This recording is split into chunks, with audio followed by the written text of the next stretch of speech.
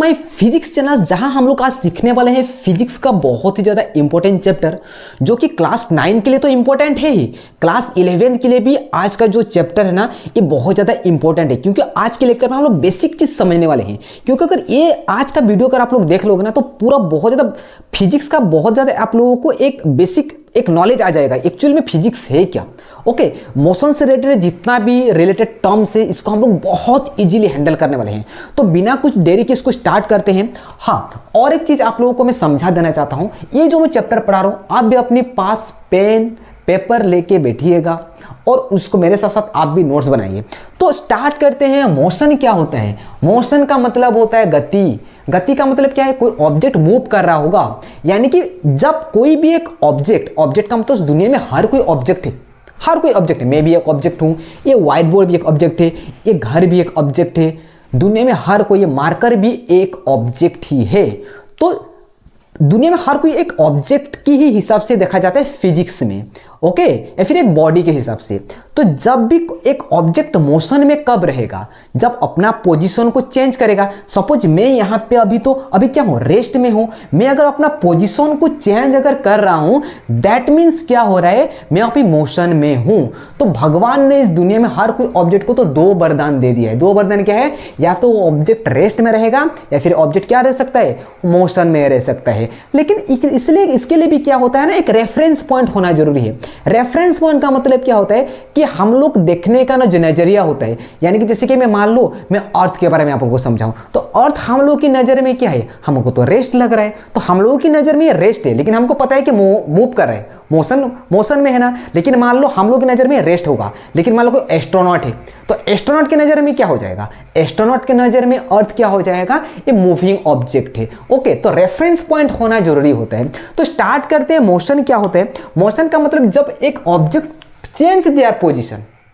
जब एक ऑब्जेक्ट अपना पोजीशन को चेंज करता है। तो जब एक ऑब्जेक्ट रेस्ट में रहता है तो क्या होगा, जब कोई ऑब्जेक्ट का रेस्ट में रहेगा, that doesn't change their position, doesn't change their position, ये अपना पोजीशन को चेंज नहीं करता, डजंट चेंज देयर पोजीशन।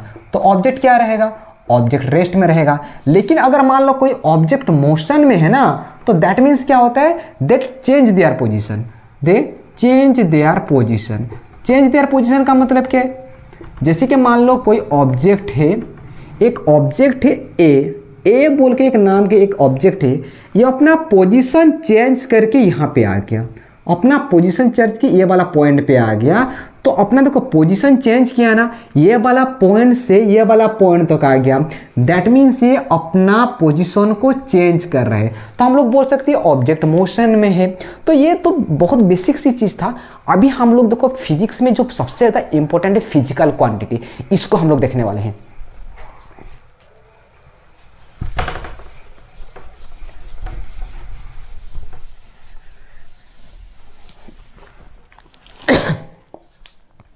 देखो अभी हम लोग जानने वाले हैं कि फिजिकल क्वांटिटी क्या होता है। मेरे साथ साथ अभी आप लोग भी टाइटल दे दीजिए, फिजिकल क्वांटिटी। फिजिकल क्वांटिटी कौन सा क्वांटिटी? Physical quantity. अब दोस्तों लोग, मेरे बाबू लोग, देखो यहाँ पे फिजिकल क्वांटिटी क्या होता है। अब फिजिकल क्वांटिटी का मतलब ये होगा, the quantity which can be measured.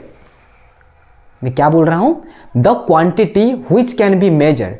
अच्छे से समझेंगे। देखो, जोन सा क्वांटिटी को हम लोग मेजर कर सकते हैं। मेजर का मतलब क्या है? जिसको हम लोग माप सकते हैं भाई, जिसका वैल्यू है, जिसको हम लोग मेजर कर सकते हैं, जिसका कुछ ना कुछ वैल्यू होगा। जैसे कि मान लो इसका मैं लेंथ को मेजर कर सकता हूं भाई, कितना है, 5 सेंटीमीटर, 10 सेंटीमीटर, जो भी होगा। आपका वेट को मैं मेजर कर सकता हूं, आपका मास को मैं मेजर कर सकता हूं, टेम्परेचर को मेजर कर सकता हूं। जिसको हम लोग मेजर कर सकते हैं वो क्या होता है? वो होता है physical quantity.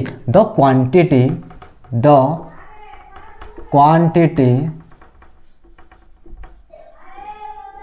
Which can be measure, the quantity which can be measure, that is physical quantity. मैं पी क्यू लिख दे रहा हूं, दैट इज फिजिकल क्वांटिटी, जिसको हम लोग मेजर कर सकते हैं। सोचो क्या क्या चीज को मेजर कर सकते हैं। क्या आपका बॉडी टेम्परेचर मेजर नहीं हो सकता है? हो सकता है। तो डिस्टेंस मेजर कर सकता हूं, डिस्टेंस हो सकता है। टेम्परेचर हो सकता है, टेम्परेचर।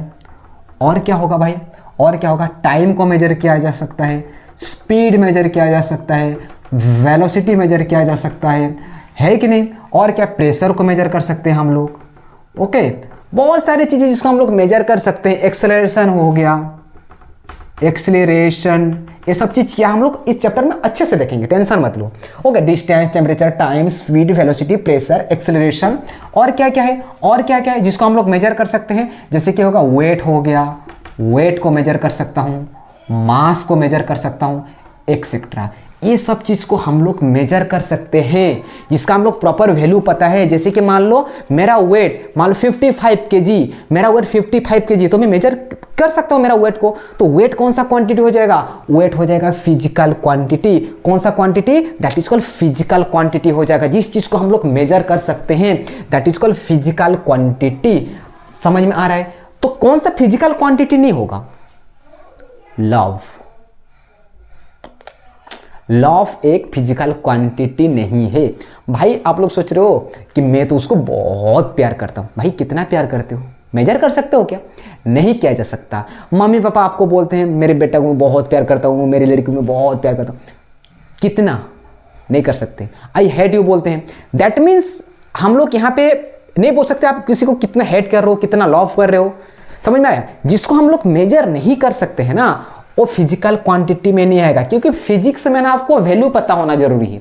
बिना वैल्यू से आप कैसे निकालोगे फिजिक्स को, नहीं हो सकता। फिजिकल वर्ल्ड है ना, जहाँ पे हमको क्या बहुत सारे फेनोमेना के बारे में पता होना चाहिए, जहाँ पे हमको वैल्यू पता होना है, तब जाके हम लोग खुद मेजर कर सकते हैं। तो यानी कि जो फिजिकल क्वांटिटी क्या होता है, जिसको हम लोग मेजर कर सकते हैं उसको बोलते हैं फिजिकल क्वांटिटी। तो फिजिकल क्वांटिटी दो टाइप का होता है, याद रखना। फिजिकल क्वांटिटी दो टाइप का होता है, एक होता है scalar quantity,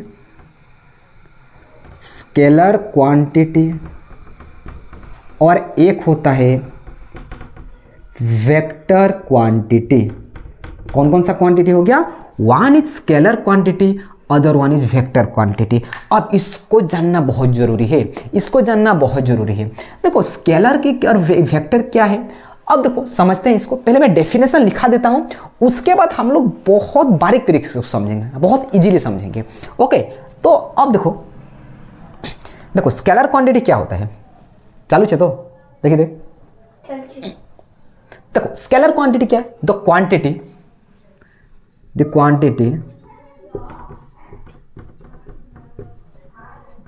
which have only magnitude and no direction. यहां पे लिखो द क्वांटिटी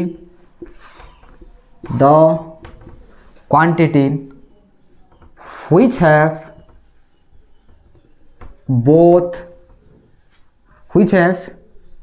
magnitude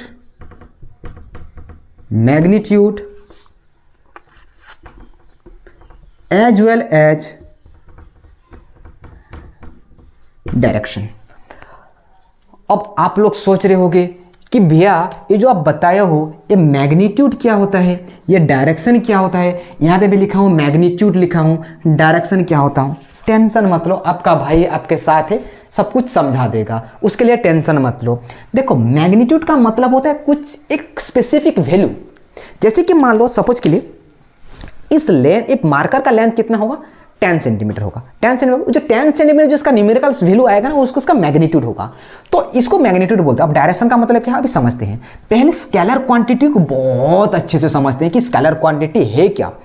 देखो स्केलर क्वांटिटी का मतलब ये होता है जिसका ना डायरेक्शन से कोई मतलब नहीं है। अब इसका मतलब क्या है, सपोज के लिए मान लो इस मार्कर का लेंथ 10 सेंटीमीटर है। क्या इसका मैं डायरेक्शन को अगर चेंज करूंगा तो इसका लेंथ में कुछ फर्क पड़ने वाला है क्या, कुछ फर्क पड़ेगा क्या। ये जो मार्कर है, ये मार्कर का लेंथ 10 सेंटीमीटर है, मैं इसका डायरेक्शन अगर चेंज करूंगा तो क्या इस मार्कर कभी छोटा कभी बड़ा या फिर कुछ इस लेंथ में कुछ चेंज हो रहा है क्या, नहीं हो रहा है। जिसका डायरेक्शन से कुछ भी डिपेंडेंसी नहीं, डायरेक्शन से डिपेंडेंट ही नहीं है जो क्वांटिटी, उसको बोलते हैं स्केलर क्वांटिटी। डिस्टेंस, डिस्टेंस, इसका डिस्टेंस देखो, लेंथ डिस्टेंस ही तो है, इसका डिस्टेंस से क्या फर्क पड़ने वाला है, कुछ फर्क पड़ने वाला नहीं है। तो डिस्टेंस क्या हो जाएगा, एग्जाम्पल में लिखो डिस्टेंस, डिस्टेंस कौन सा क्वांटिटी हो जाएगा, डिस्टेंस हो जाएगा स्केलर क्वांटिटी। आपका मास, जैसे कि मान लो किसी का हम लोग मास निकालेंगे, जैसे कि मान लो मेरे पास एक पॉट से, अब इसका मास मान लेता हूं कुछ भी मान लेता हूं, मान लो 20 ग्राम है, इसका मास कितना है 20 ग्राम है। इस मास को मैं जैसे भी रखूं, चाहे ऐसे रखूं, कोई भी डायरेक्शन में रखूं, क्या इसका मास कभी चेंज होगा क्या, मास तो वही रहेगा। तो मास कौन सा क्वांटिटी हो गया, मास कौन सा क्वांटिटी होगा, मास हो जाएगा एक स्केलर क्वांटिटी। टाइम में डायरेक्शन के ऊपर डिपेंडेंट ही नहीं होता, टाइम चाहे जैसे भी हो वही रहने वाला है। टाइम कौन सा क्वांटिटी होगा, स्केलर क्वांटिटी। कौन सा क्वांटिटी, स्केलर क्वांटिटी होगा। टाइम हो गया। टेम्परेचर, आपका बॉडी टेम्परेचर ना डिपेंड करता है कि आपका बॉडी टेम्परेचर के डायरेक्शन के ऊपर डिपेंडेंट है, डिपेंडेंट नहीं है। तो ये सब जितना भी लिखा हो ना, डिस्टेंस, मास, टाइम, टेम्परेचर और भी बहुत सारे हैं, ओके, ये एक्सेट्रा लिख देता हूं। ये सब कौन सा क्वांटिटी हो जाएगा, ये सब हो जाएगा स्केलर क्वांटिटी हो जाएगा। कौन सा क्वांटिटी, स्केलर क्वांटिटी। समझ में आ रहा है ना, ओके। अभी देखो, अभी हम लोग कौन सा पढ़ेंगे, वेक्टर क्वांटिटी पढ़ेंगे। अब वेक्टर क्वांटिटी क्या होता होगा, इसका उल्टा होता है। अब वेक्टर क्वांटिटी में क्या होता है, इसके पास तो मैग्नीट्यूड है ही, जिसके पास यहाँ पे देखो, मैं एक चीज बता देता हूँ यहाँ पे, जैसे कि मान लो इसके मैग्नीट्यूड का मतलब तुम लोग समझ में नहीं आएगा अभी तक, थोड़ा सा और इसमें मैं थोड़ा सा और बता देता हूँ। जैसे कि मान लो एक ऑब्जेक्ट है, इस ऑब्जेक्ट का मास है 2 kg।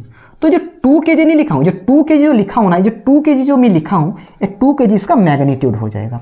जो वैल्यू आता है ना, उसको मैग्नीट्यूड बोलते हैं, मैग्नीट्यूड बोलते हैं। क्लियर हो रहा है। अब देखो वेक्टर क्वांटिटी में क्या होता है, वेक्टर क्वांटिटी में मैग्नीट्यूड तो है ही। देखो यार, आप लोगों को बता देना चाहता हूँ, फिजिक्स में वैल्यू होना, फिर से बोल रहा हूँ, फिजिक्स में वैल्यू होना जरूरी है। बिना वैल्यू से आप कैसे निकालोगे कोई भी चीज़ को, समझ में आया। जैसे कि मैं थोड़ी देर पहले एग्जाम्पल दिया था लव में, वहाँ पे कुछ वैल्यू ही नहीं है, कुछ हम लोग फिक्स वैल्यू निकाल सकते हैं, है कि नहीं, कि मैं इतना प्यार करता हूँ, मैं तेरे को इतना नफरत करता हूँ, जो भी है कि नहीं। तो ये सब चीज़ में हम लोग वैल्यू ही नहीं निकाल सकते। क्लियर। तो मैग्नीट्यूड होना जरूरी है। तो वेक्टर क्वांटिटी इसको बोलते हैं जिसके पास मैग्नीट्यूड हो और जिसके पास डायरेक्शन हो, यानी कि डायरेक्शन डिपेंडेंट है, यानी कि जिसका हम लोग डायरेक्शन से रिलेट कर सकते हैं। फॉर एग्जाम्पल, यहां पे सपोज के लिए एक डोर है, मैं किसी एक स्टूडेंट को बुलाया और बोला कि इस दरवाजे को आप ओपन करो, इस दरवाजे को खोलो। तो भाई साहब जा रहे हैं कि यहाँ पे फोर्स लगा जा रहे हैं, कितना न्यूटन का फोर्स लगा है, वो 400 न्यूटन का फोर्स लगा दिया और दरवाजे को ओपन जितना भी कर रहे हैं, वहां पे हो ही नहीं रहा है भाई, दरवाजा ओपन ही नहीं हो रहा है। लेकिन और एक स्टूडेंट को बुलाया, भाई दरवाजा ओपन करके देखो, वो जाके वो पहला वाला बंदा कितना न्यूटन का फोर्स लगाया था, 400 न्यूटन का फोर्स लगा दिया था वो। बट जो दूसरा बंदा है वो जाके सिंपली 40 न्यूटन फोर्स लगा दिया और क्या किया, इस दरवाजे को खोल दिया। यानी कि क्या हुआ, यहाँ पे डायरेक्शन डिपेंडेंट हुआ कि नहीं हुआ। एक बंदा जाके फोर्स लगा रहा है, ऐसे ऐसे करके फोर्स लगा रहा है, भाई खोल जा, खोल ही नहीं रहा है भाई, लेकिन वो दूसरा बंदा क्या, सिंपली ऐसे करके खोल दिया। तो यहाँ पे डायरेक्शन डिपेंडेंट हो गया, यानी कि डायरेक्ट फोर्स कौन सा क्वांटिटी हो जाएगा, वेक्टर क्वांटिटी मेरे बाबू लोग। तो यहाँ पे एग्जाम्पल में क्या आ जाएगा, फोर्स कौन सा क्वांटिटी है, force is a vector quantity. कौन सा क्वांटिटी हो जाएगा, वेक्टर क्वांटिटी हो जाएगा। यहाँ पे स्पीड आता है ना, स्केलर में आता है स्पीड, है ना, स्पीड भी डायरेक्शन को डिपेंडेंट नहीं होता है स्पीड, लेकिन यहाँ पे वेलोसिटी के लिए प्रॉपर डायरेक्शन होना जरूरी है। हम लोग पढ़ेंगे स्पीड क्या है, वेलोसिटी क्या है। एक्सेलरेशन के लिए डायरेक्शन की जरूरत होता है। जो चीज के लिए ना डायरेक्शन डिपेंडेंट होता है ना, ये सब वेक्टर क्वांटिटी होता है। एक्सेट्रा लिख देता हूं यहाँ पे, ओके। तो स्केलर क्वांटिटी क्या होता है, फिर से एक बार रिवीजन करते हैं। स्केलर क्वांटिटी क्या होगा, the quantity which has magnitude but no direction, ये डायरेक्शन को डिपेंडेंट नहीं है, चाहे जैसे भी डायरेक्शन में रखो वैल्यू वही रहेगा। लेकिन वेक्टर क्वांटिटी क्या है, द क्वांटिटी हुई जब मैग्नीट्यूड, जिसके पास तो मैग्नीट्यूड है लेकिन उसके साथ साथ डायरेक्शन भी है, डायरेक्शन चेंज कर दोगे तो उसका वैल्यू ही चेंज हो जाएगा। क्लियर हो रहा है, समझ में आया? तो वेक्टर क्वांटिटी को लिखने के लिए एक तरीका होता है, जब भी वेक्टर क्वांटिटी को लिखा जाता है ना तो उसके ऊपर एक बार लगाया जाता है। जैसे कि मान लो फोर्स एक वेक्टर क्वांटिटी होता है ना, तो उसको एक, जैसे कि मान लो फोर्स लिखूंगा ना तो फोर्स एक वेक्टर क्वांटिटी है तो इसे बार लगाया जाता है, force vector quantity, acceleration vector quantity, तो इसे बार लगा के लिखा जाता है। इसे लिखने का तरीका होता है क्योंकि इसमें डायरेक्शन होता है ना, ये डायरेक्शन होता है इसलिए हमको बार लगाना पड़ता है। लेकिन स्केलर क्वांटिटी में यहाँ पे देखो मास लिखूंगा मैं, सपोज के लिए मास तो स्केलर क्वांटिटी है लेकिन इसके लिए कुछ बार देने की जरूरत नहीं है। लेकिन ये जो क्वांटिटी होता है वेक्टर क्वांटिटी, इसीलिए आप लोग देखे होंगे जब भी वेक्टर क्वांटिटी होता है ना उस पर में एक बार लगा होता है। क्लियर? तो ये था स्केलर क्वांटिटी और ये था वेक्टर क्वांटिटी। अभी हम लोग दो चीज और पढ़ने वाले हैं जिसको बोलते हैं डिस्टेंस एंड डिस्प्लेसमेंट, बहुत इंपॉर्टेंट है वो भी। तो यार ये सब जितना भी पढ़ा रहा हूं आप लोगों को याद रखना जरूरी है। फिजिक्स में मजा आता है यार, फिजिक्स एक इंटरेस्टिंग चैप्टर है, आप इसको भी रट्टा नहीं मार सकते, समझ के पढ़ना पड़ेगा फिजिक्स को। ओके, तो देखो यहां पे हम लोग पढ़ते हैं डिस्टेंस क्या होता है एंड डिस्प्लेसमेंट क्या होता है। डिस्टेंस और यहां पे लिखता हूं मैं डिस्प्लेसमेंट। कौन सा मेंट? डिस्प्लेसमेंट। ओके, तो देखो डिस्टेंस क्या होता है, सबको तो पता है डिस्टेंस क्या होता है ना। पहले मैं डेफिनेशन लिख देता हूं, उसके बाद हम लोग समझेंगे अच्छे से। डिस्टेंस में क्या है, actual path cover by an object, है ना। देखो डिस्टेंस क्या होता है समझो पहले, उसके बाद डिस्प्लेसमेंट आएंगे। सपोज के लिए ऑब्जेक्ट ए है, सपोज के लिए एक पॉइंट है ए, एक पॉइंट है, इस पॉइंट का नाम है ए। तो एक ऑब्जेक्ट ने point A to point B गया, point B to point C गया, यहां पे गया सपोज के लिए मान लो 10 किलोमीटर, यहां पे गया सपोज के लिए 5 किलोमीटर। तो टोटल डिस्टेंस कितना कवर किया होगा, ये टोटल डिस्टेंस एक्चुअल में बॉडी कितना कवर किया। एक होता है इनिशियल पॉइंट और एक होता है फाइनल पॉइंट। इस चीज को भी आपको जानना जरूरी है क्योंकि बहुत ज्यादा काम का चीज है। एक होता है इनिशियल पॉइंट और एक होता है फाइनल पॉइंट। अब इनिशियल पॉइंट का मतलब क्या होता है, स्टार्टिंग पॉइंट। इसको याद रखना, इसको याद रखना, बहुत काम का चीज है। मैं जो कुछ भी याद रखने के लिए बोल रहा हूं, जो कुछ ये बोर्ड में लिख रहा हूं सब लिखो अपनी कॉपी में, सब लिखो। क्या कर रहे हो आप लोग, लिखो अपनी कॉपी में सब चीज। ओके, फाइनल पॉइंट क्या होता है, फाइनल पॉइंट जिसको बोलते हैं एंडिंग पॉइंट। क्या बोलते हैं, एंडिंग पॉइंट। तो एक ऑब्जेक्ट क्या क्या, स्टार्टिंग पॉइंट कौन सा था, एक पर्सन ने यहां से स्टार्ट किया, एक पर्सन ने यहां पे स्टार्ट किया, पहुंचा कहां पे, यहां पे पहुंचा। ओके, एक पर्सन ने यहां से स्टार्ट किया, पहुंचा कहां पे, यहां पे। तो ए टू बी कितना गया भाई, अबे कितना गया, अरे बोलो यार, 10 गया।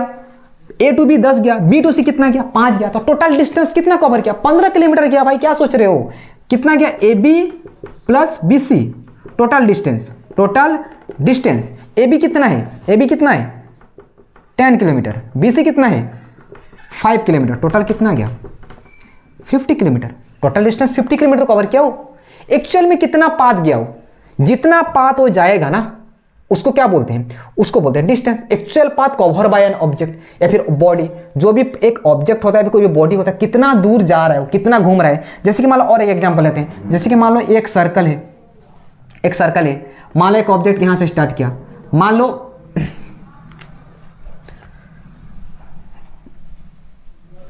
सपोज के लिए मैं एक रेक्टेंगल बनाता हूं।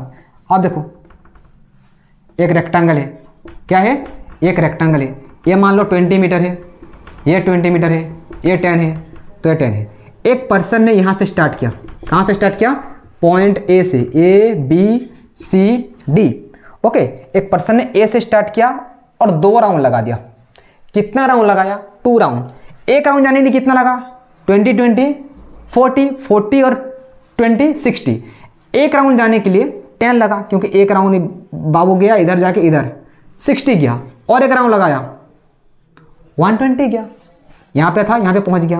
तो टोटल डिस्टेंस कितना कवर किया? 120 मीटर कवर किया। बट डिस्प्लेसमेंट में क्या होता है? देखो डिस्प्लेसमेंट क्या होता है, समझो। डिस्प्लेसमेंट क्या होता है? This is the shortcut distance between, लिख सकता हूं, द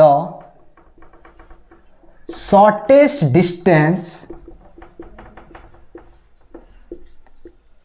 बिटवीन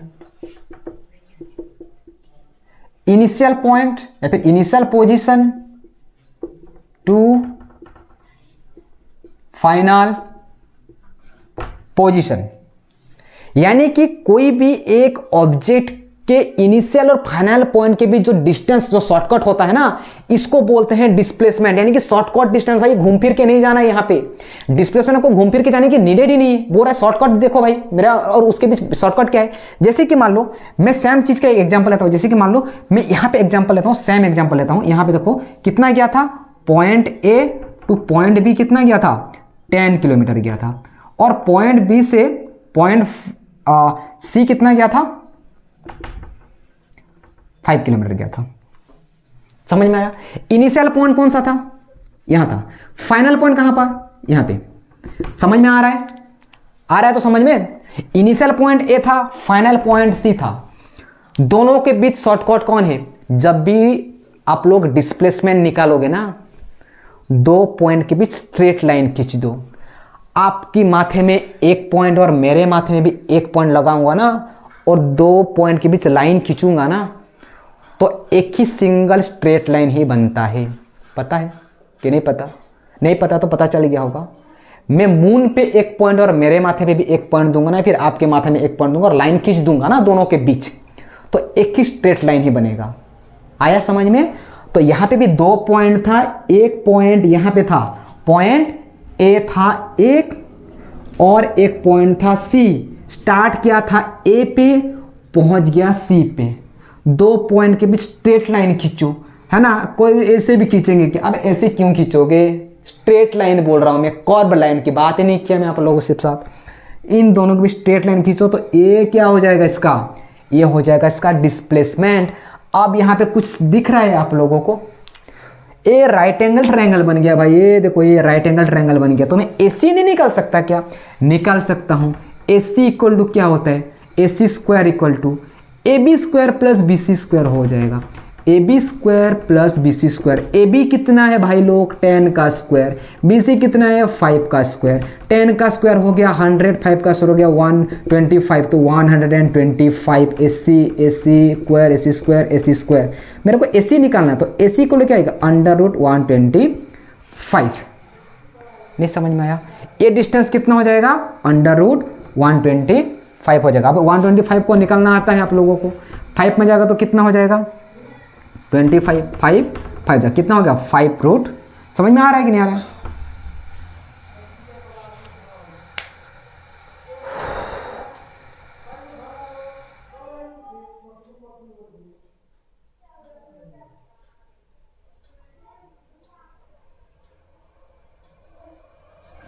आया समझ में? क्लियर हो गया? तो यानी कि क्या हो जाएगा? इस डिस्टेंस हम लोग निकाल सकते हैं यहाँ पे। क्लियर है कि नहीं है?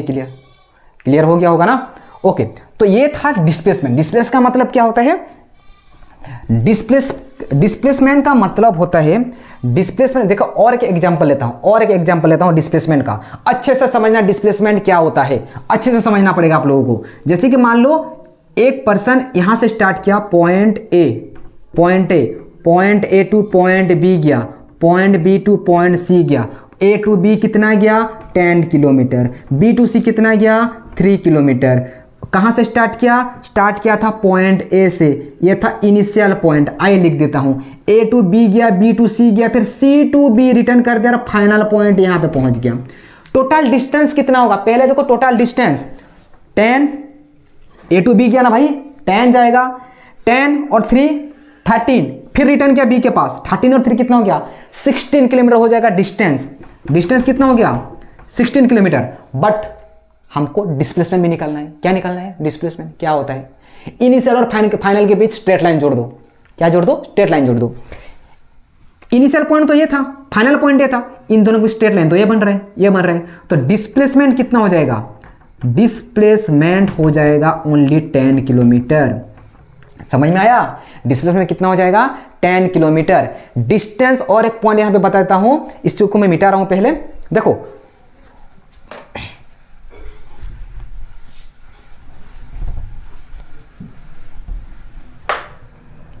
सेकेंड पॉइंट में लिख सकते हो, distance can never be zero but displacement can be zero.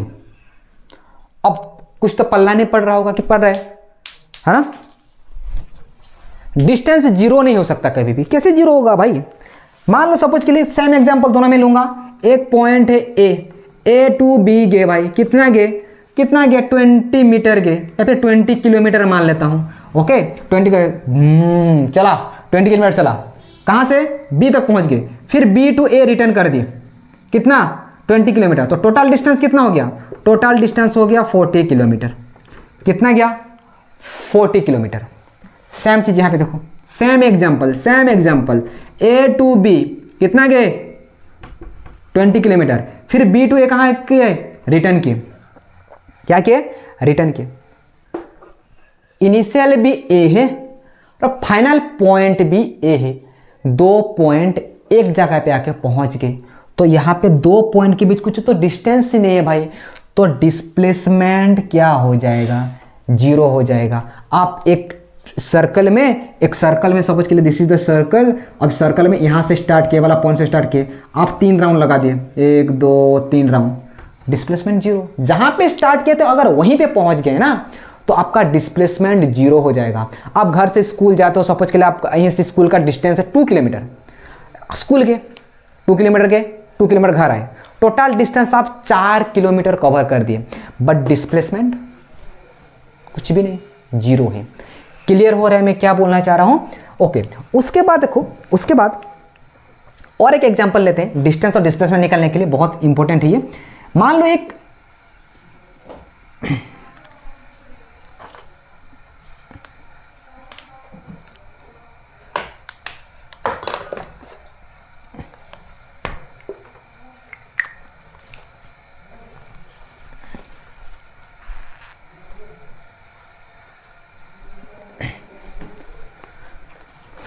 देखो, और एक बहुत इंटरेस्टिंग एग्जांपल लेते हैं, लास्ट एग्जांपल है, बोर मत होना यार, इतना इंटरेस्टिंग लग रहा है, कहां देख रहे हो, इधर देखो।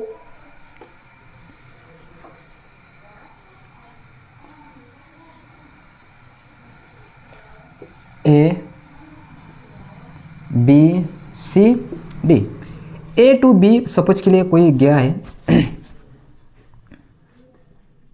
3 किलोमीटर, बी टू सी गया है 4 किलोमीटर, तो ये 3 है तो ये 3 किलोमीटर है ना, और ये 4 है तो ये भी मान लो सपोज के लिए 4 कर दिए, अपोजिट साइड इक्वल है, ओके अपोजिट साइड इक्वल है।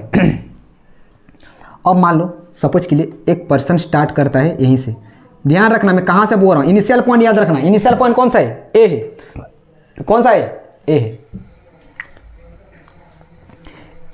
ए बाबू क्या किया, ए बी सी डी ए, एक राउंड लगा दिया, फिर दूसरा राउंड लगा दिया, फिर तीसरा राउंड में यहां तक पहुंच गया।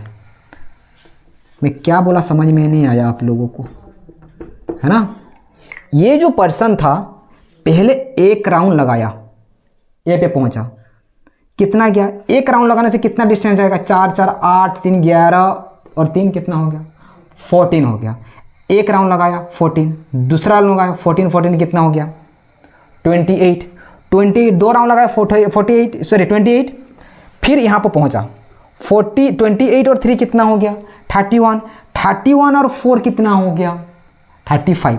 टोटल डिस्टेंस कितना राउंड लगाया 2.5 राउंड, ओके। तो कितना गया 35 किलोमीटर, नहीं हुआ 35, 4 4 8 और 6 14 और 4 एक राउंड लगा से 14, दूसरा राउंड लगाने से 28 फिर आधा गया यहाँ पे 28 और 3 कितना हो गया, कितना हुआ 20 और 3 31 और 4 कितना गया 35 किलोमीटर गया और इंसान यहाँ पे पहुँच गया। ठीक है। बट डिस्प्लेसमेंट कितना होगा, ये तो डिस्टेंस निकाल दिया हम लोग, ये क्या था, डिस्टेंस निकाल दिया हम लोग, ये डिस्टेंस था। डिस्प्लेसमेंट क्या होगा मेरे भाई लोग, डिस्प्लेसमेंट क्या होगा, क्या बोल रहा हूं, दो पॉइंट के बीच स्ट्रेट लाइन जोड़ दो। कौन सा लाइन जोड़ दो, स्ट्रेट लाइन। स्टार्ट तो भाई साहब यहां से किए थे और ये भाई साहब पहुंचे कहां पे, ये वाला पॉइंट पे पहुंच गए। तो दो पॉइंट के बीच स्ट्रेट लाइन तो यही दिख रहा है भाई मेरे को, और तो कुछ दिख नहीं रहा है, यही दिख रहा है। ये हो जाएगा डिस्प्लेसमेंट, ये 3 है ये 4 है। तो पाइथागोरस थ्योरम पुट करके AC क्या हो जाएगा, 90 डिग्री है। तो AC को यहाँ पे मैं सॉल्व कर देता हूँ, AC स्क्वायर इक्वल टू क्या हो जाएगा, AB square plus BC square. तो AC कितना है, AC तो हमको निकालना है। AB कितना है, AB देखो तो AB 3 का स्क्वायर प्लस 4 का स्क्वायर, 9 प्लस 16 इक्वल टू कितना हो गया, 25। तो AC इक्वल टू कितना हो गया, 5। Displacement only 5 kilometre. मैं लिख देता हूँ, displacement is only 5 kilometre. Distance देखो कितना हुआ था, 5 किलोमीटर। क्लियर हो रहा है, डिस्प्लेसमेंट कितना हुआ, ओनली 5 किलोमीटर है। कितना देखो इजी है ये करने का, आया समझ में। अच्छा और एक चीज, डिस्टेंस को हम लोग सिंपली डी भी लिखते हैं कभी कभी, बट डिस्प्लेसमेंट को ना हम लोग एस लेटर से डिनोट करते हैं। कौन सा लेटर, याद रखना, कौन सा लेटर, एस से। इसका भी एसआई यूनिट क्या होता है, इसका एसआई यूनिट होता है मीटर होता है, हमेशा स्टैंडर्ड फॉर्म मीटर में ही लिखते हैं। ओके, कौन सा में, मीटर। लेकिन इसका बड़ा यूनिट भी होता है, किलोमीटर भी होता है, और एक छोटा यूनिट भी होता है, mm यानी कि मिलीमीटर होता है। डिस्प्लेसमेंट भी सेम चीज होता है, इसका एसआई यूनिट भी क्या होगा, इसका एसआई यूनिट भी क्या हो जाएगा, वही मीटर होगा, किलोमीटर होगा, और भी छोटा यूनिट होता है किलोमीटर। लेकिन हमको हमेशा स्टैंडर्ड फॉर्म में लिखना पड़ेगा, मीटर में ही लिखना पड़ेगा। अच्छा, डिस्प्लेसमेंट कभी भी डिस्टेंस से बड़ा नहीं हो सकता। डिस्प्लेसमेंट डिस्टेंस से बड़ा नहीं हो सकता। डिस्प्लेसमेंट हमेशा डिस्टेंस से या तो इक्वल होगा या फिर छोटा होगा। जैसे कि मान लो ये वाला केस में देखो, डिस्टेंस यहाँ पे बड़ा है, डिस्प्लेसमेंट छोटा है। डिस्प्लेस हमेशा छोटा होगा बट डिस्टेंस हमेशा बड़ा होगा, लेकिन इक्वल भी हो सकता है। इक्वल कैसे होगा, A to B 10 किलोमीटर है, एक पर्सन A से स्टार्ट किया और B पे पहुंच गया, तो कितना डिस्टेंस गया, 10 किलोमीटर गया। कितना गया, 10 किलोमीटर। स्टार्ट यहीं से किया था, पहुंचा यहाँ पे, तो डिस्टेंस भी 10 किलोमीटर है और डिस्प्लेसमेंट 10 किलोमीटर है। तो ये था सॉरी, ये था डिस्टेंस और डिस्प्लेसमेंट के बीच क्या था, डिस्टेंस और डिस्प्लेसमेंट के बीच क्या था, ये बेसिक डिफरेंस था। क्लियर हो गया होगा आप लोगों को, क्लियर हुआ है कि नहीं हुआ, अभी तक हो गया है। आप लोगों को पसंद आया है, आपको समझ में आ रहा है, तो प्लीज़ मेरे वीडियो को लाइक कीजिए यार, शेयर कीजिए। ऐसे ही हम लोग इजी मेथड से इसको हम लोग समझने वाले हैं, फिजिक्स क्या होता है। ओके, आगे मैं 10 का भी ले आऊँगा, 9 का पूरा कवर करूँगा।